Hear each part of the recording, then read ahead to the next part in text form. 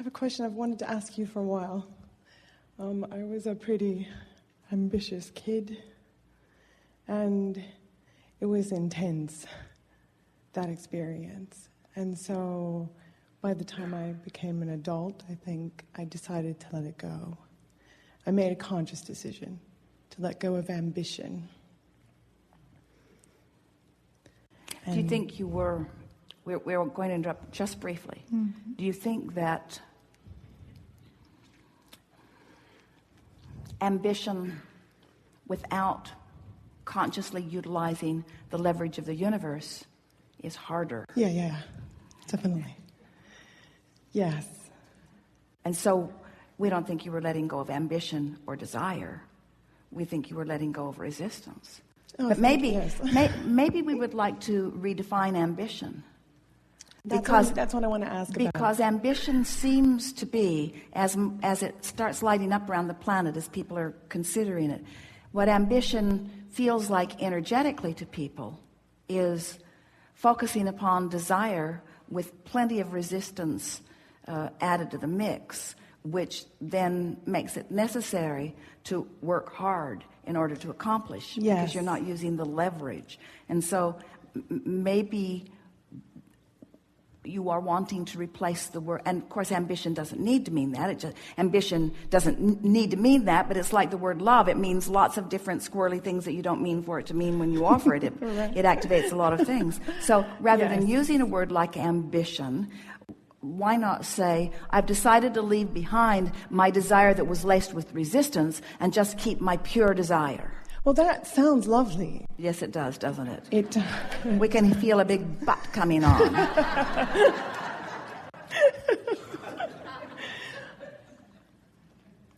I'm very happy. Yes. And I found this middle where I'm real happy, which means the years have gone by with these desires that I really want. I'd love to get ambitious about and complete them. But it feels like running a marathon. I get to the last point. Here's the thing.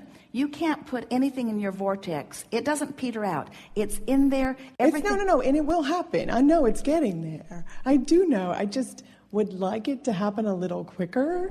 And yet I'm content with where I'm at. So if you could... Well, you can't have it both ways. Can I? You can't have it both ways in this sense. You can't say... Because here's what you are saying.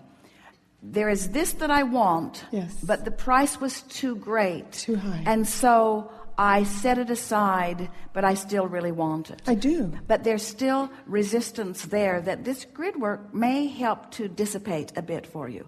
What do you think? Do you believe, we know you do because you jumped in quickly when we began talking about it. Do you believe that your vortex contains the vibrational version of all of the successes that you have been reaching for already?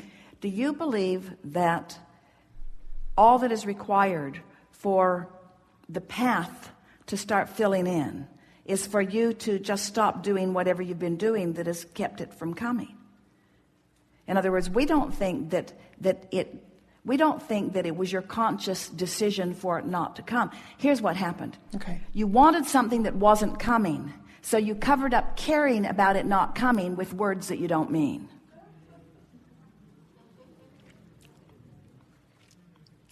We're going to come around there again. Yeah. So you have these things that you wanted and have wanted, but when you use the word ambition, it's like you're saying, I stopped hitting my head against the wall because I wasn't getting it wasn't working out for me anyway, so I decided I might as well stop trying so hard. But now time has gone by and I still want those things, but I don't want them enough to start hitting my head against the wall again. Yes. And we say, new plan. Good, let's do that. Because hitting the head against the wall wasn't working anyway. No. So it's good to give that up. It was a good decision to give that up.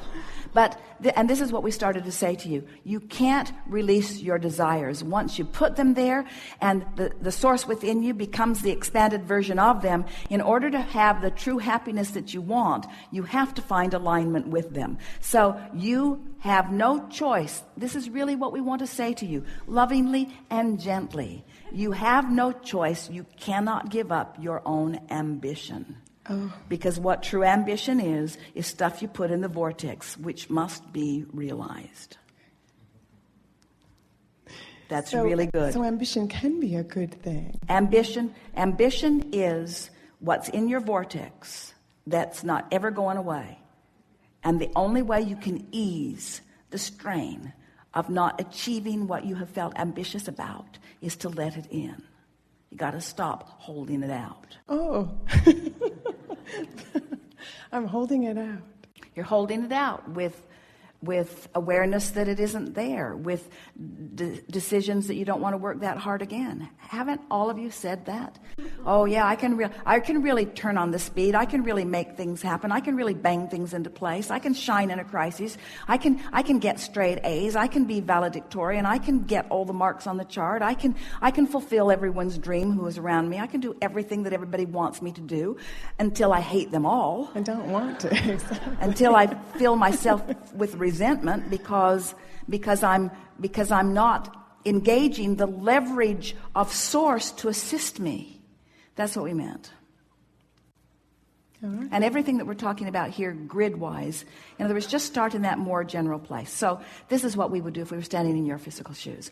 I know that my desires are valid and real, and I know that they have not gone away. And while it may feel like they've dissipated a little bit, because when we're going to take a little aside here, someone said to us one day, we were having a discussion about desires, and we said, well, what do you want?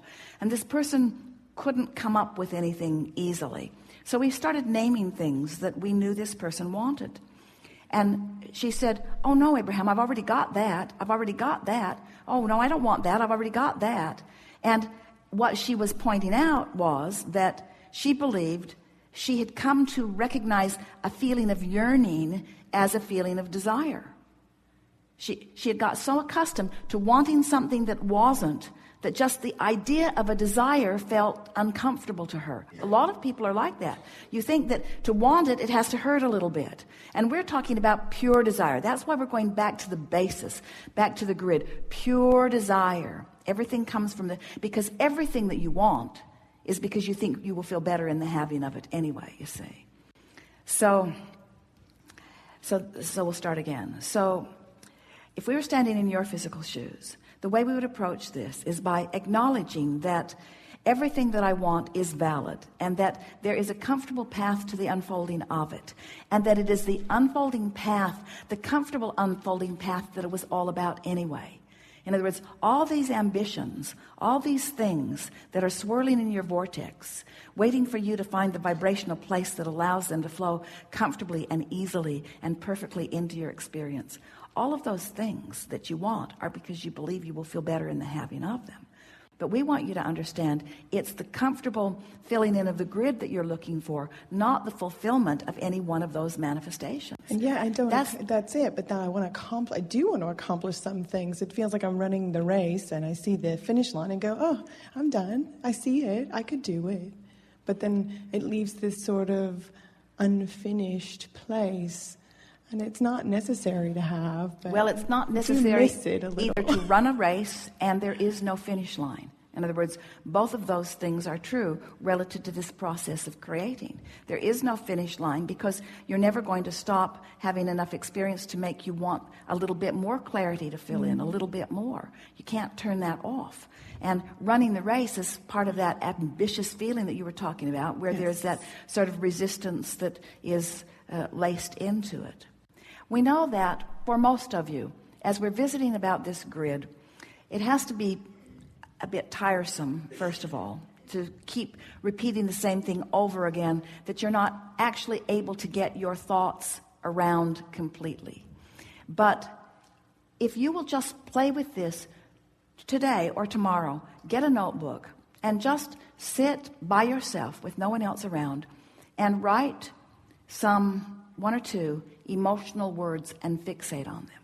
Just fixate on them. And we would start with words like fun or words like ease. And then just let your mind ponder them. Don't try to make anything happen, and don't try to make thoughts come. Just ponder, what does fun mean to me? What do I mean by fun? What does fun feel like? That's a really good question. What does it feel like to be having fun? What's fun to me? What's fun? Then focus on the word ease. What does ease feel like to me? What does ease feel like? How does ease play out? Just really general. Don't try to bring other people into it. Don't try to make anything happen with it. Just focus there. And what will begin to happen after just a little while, we're talking about a minute or two, is more thoughts will begin to flow in around it. And as they come, don't run a marathon with them. Don't try to make anything happen. Don't get ambitious about it. Just let the word softly flow. Let them softly flow.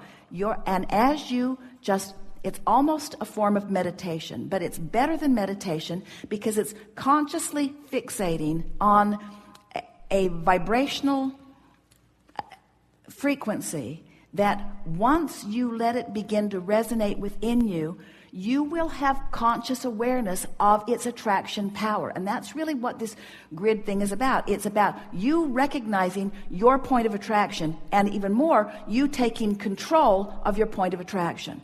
And most of you have been trying to take control of your life experience the hard way by fixating on a goal and trying to figure out how to accomplish it. And so you haven't engaged the leverage of the energy that creates worlds to support you. And that's why you get depleted. And that's why eventually you say, I'm going to give it up. Does that make sense to you? Mm-hmm.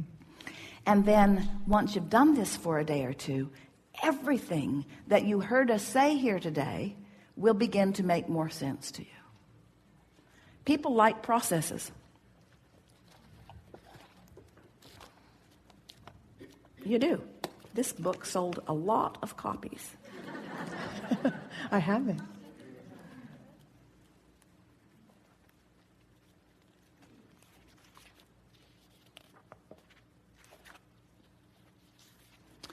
Start at the index, it'll be easier to see them all.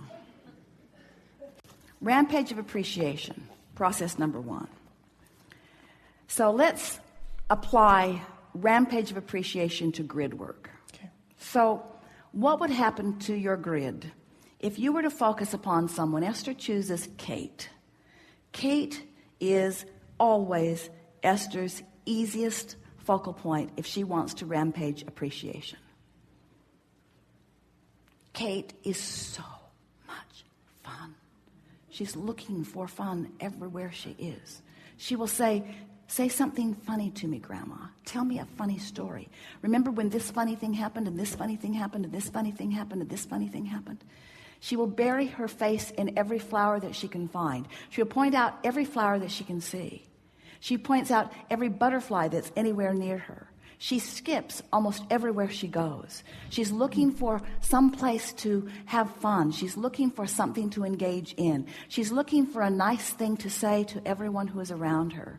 She is helpful in every possible way. It's not possible for Esther to focus upon Kate and not feel appreciation. And do you feel what she just did for her grid just now? So you have all kinds of things like that. The magical creation box. The creation box is a process where you get a box and you just tear out pictures of whatever things that please you and you put them in the box. Really good grid building. How would I feel if I lived in this house? Slow it way down for the grid exercise. How would it feel to live in this house? How would it feel to have this rug in that room? How would it feel to be standing in that body? In that body. How would that feel? How would that feel to be invited to the bikini contest? How would it feel? How would it feel to be standing in that body? How would it feel to be living in that relationship? In other words, just something that focuses, but do it from a feeling standpoint. Prosperity game. We already talked about that. In other words, what does it feel like? It feels like ease. Put $100 in your wallet and walk around in the day and acknowledge how it would feel to have that. I could have it if I wanted. Could take that home right now if I wanted. What does that feel like? What does that feel like?